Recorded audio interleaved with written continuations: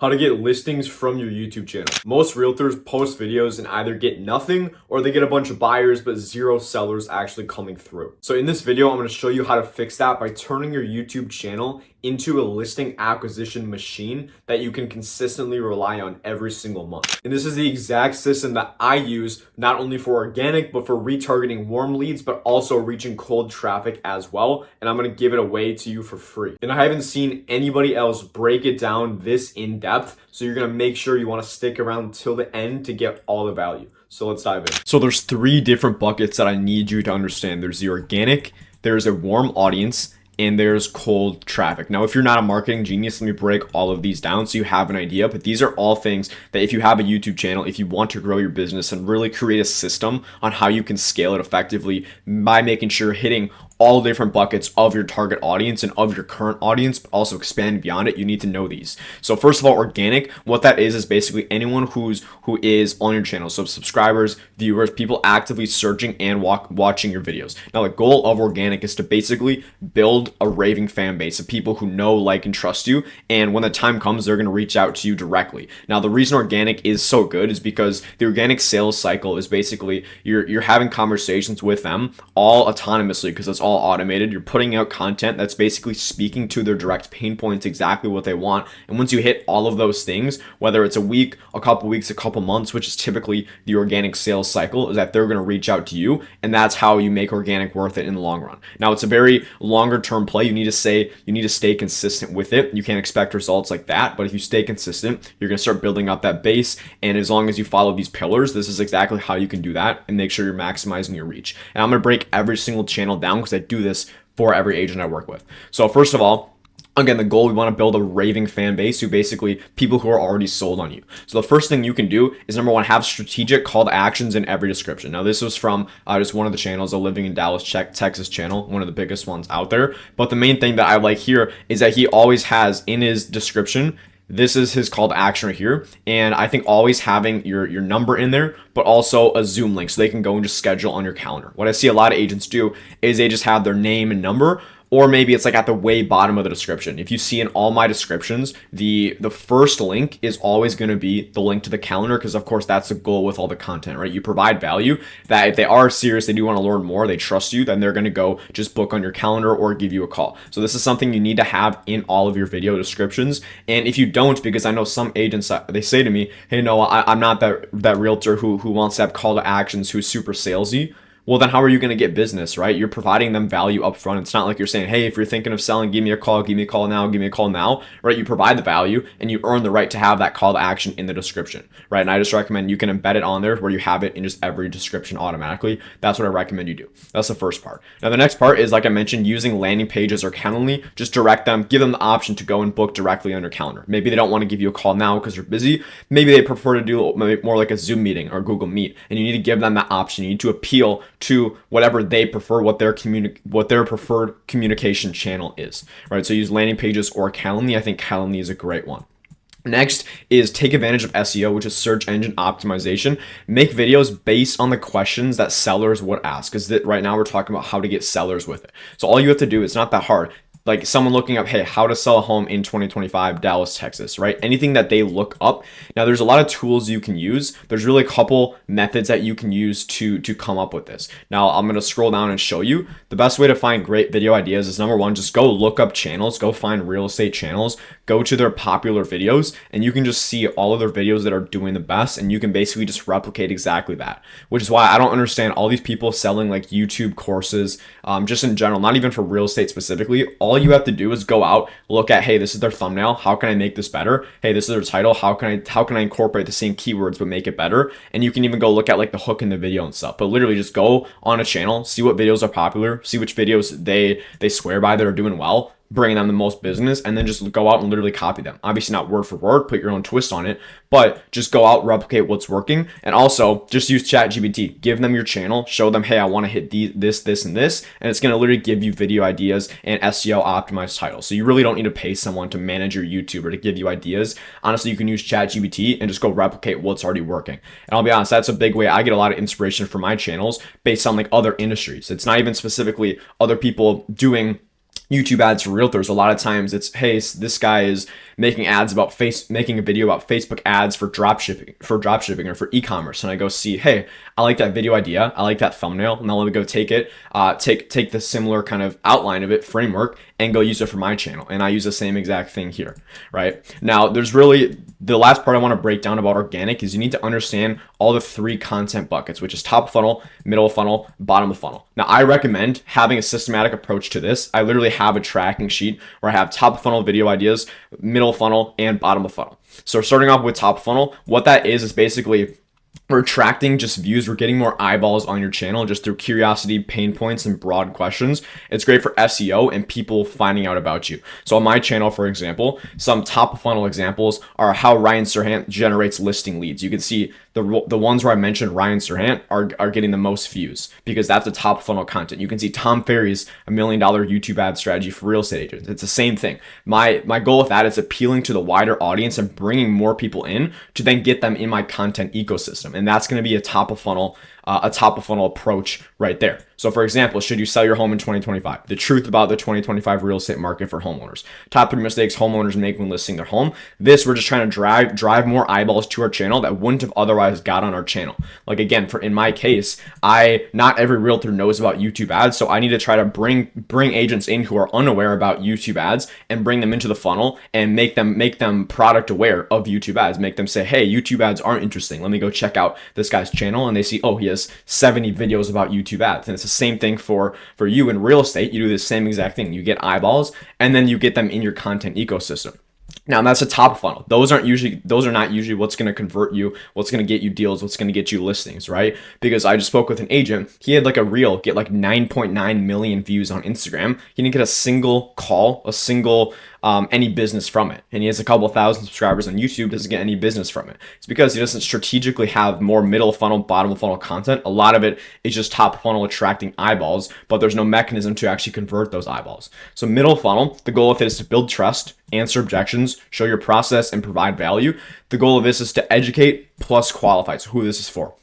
So for example, here's exactly how I sell homes in Chicago fast. My listing process step by step, how we sell above asking, how I sold this home in 7 days, full breakdown. This can honestly be more of a bottom of funnel video. There is some overlap with it.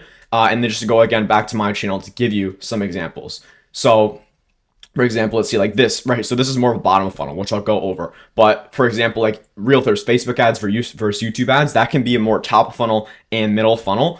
But I'm still using YouTube ads in there. Like the best YouTube ad funnel for listings is going to be more middle of funnel. And these case studies, which I'm going to show you, are more bottom of funnel where you show your process more in depth. So the goal of that is again to just build trust, educate, and qualify. And this is where you're going to start that conversion process. Now bottom of funnel, the last part, which I already kind of went over, the goal of these are just to drive action, build so much trust that you get people just booking on your calendar and they have so much confidence in your system, in your process. So strong call to actions to either download something or book a call, but focused on conversions. So for example, hey, you want results like this and do like a seller client story, testimonial, something like that. Or how I sold this home for $48,000 over asking price in Dallas, Texas in 7 days. This is probably some of the best. These are the best bottom of funnel content you can do hands down because you're not only showing your process, you're not only educating, but you're giving a real result. Hey, this person is exactly like you and they did exactly what you're looking to do, right? And those are the 3 buckets of content. You have top of funnel, middle funnel, bottom of funnel.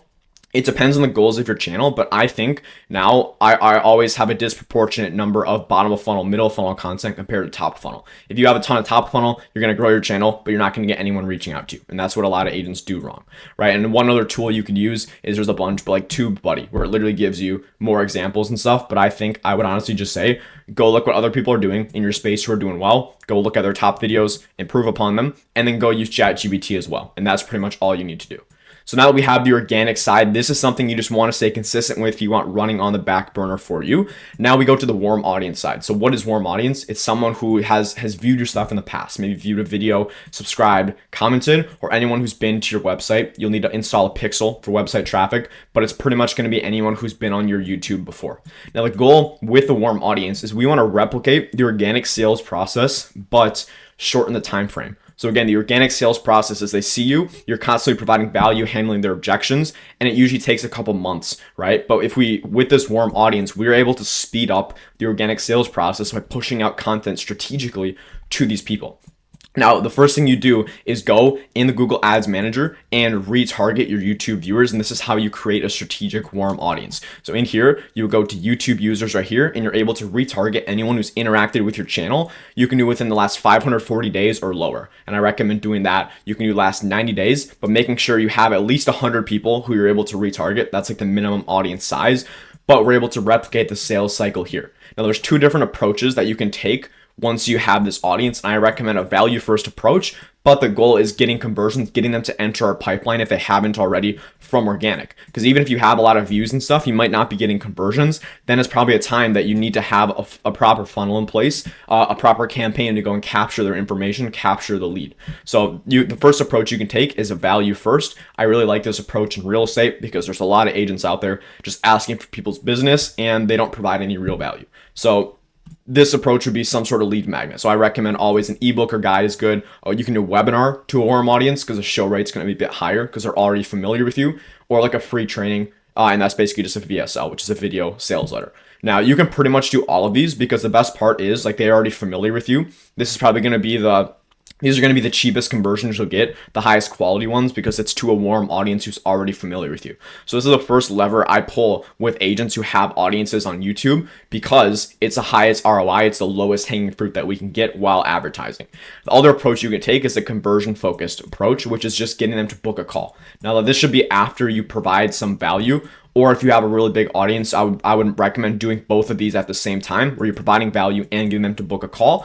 But this is just basically when your viewer is so familiar with you and they already trust you, you're just able to monetize them. And you just need to have a strategic process, strategic video call to action in place. And that's where you have, hey, book a free strategy call to see what your home's worth or something along those lines. After you provide so much value, it's like Gary Vee, Alex Hormozi says, you jab, and then right hook. That's when you can have your call to action. That's how you actually monetize your audience. Now with this, what I would say is it depends how many people you have in your audience. I would say $1 for every 100 people. And if you have a ton, you could do $1 for every 1,000 people, but you can reach everyone in your audience for like $1 or $2 a day and reach every single person within like a week. It depends on the audience, of course, but you can do it for super, super cheap.